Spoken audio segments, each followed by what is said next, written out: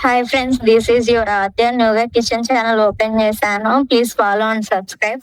Today special ఏంటంటే మామిడికాయ వంకాయ పులుసు అనమాట. ఇందులో స్పెషల్ ఏ ఉందని స్కిప్ చేయొద్దు, లాస్ట్ వరకు చూడండి, మీకే అర్థమవుతుంది. ఫస్ట్ ఏంటంటే వెజిటేబుల్స్ అన్ని నీట్ గా కడిగేసుకొని కట్ చేసి పెట్టేసుకుందాం. కట్ చేసి పెట్టేసుకున్న వెజిటేబుల్స్ తో పాటు చిటికెడు చింతపండు కూడా నానబెట్టేసుకుందాం.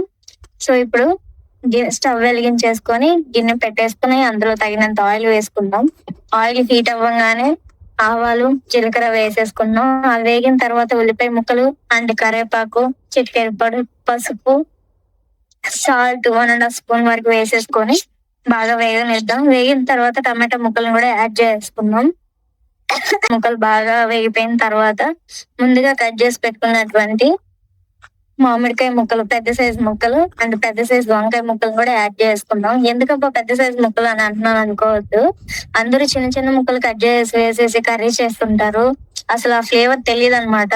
ఇలా పెద్ద సైజు ముక్కల వల్ల ఏంటంటే వంకాయ ఫ్లేవర్ వంకాయది అండ్ మామిడికాయ ఫ్లేవర్ మామిడికాయ తెలుస్తుంది.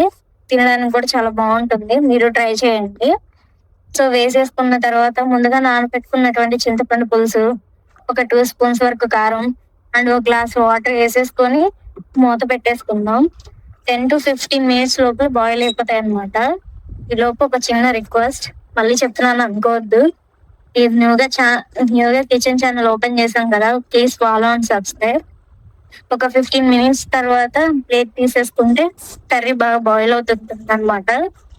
అప్పుడు టేస్ట్ చూసుకుంటే సాల్ట్ కారం సరిపోయలేదని చూసుకొని, సరిపోకపోతే యాడ్ చేసుకోండి. తర్వాత స్టవ్ ఆఫ్ చేసుకొని అన్నం పెట్టుకొని వేడివేడిగా కర్రీ చేసుకొని తింటే చాలా టేస్టీగా వచ్చింది. మీరు ట్రై చేయండి. Please follow and subscribe. మళ్ళీ మీ ముందుకు ఇంకో వంటకంతో వచ్చేస్తాను. బాయ్.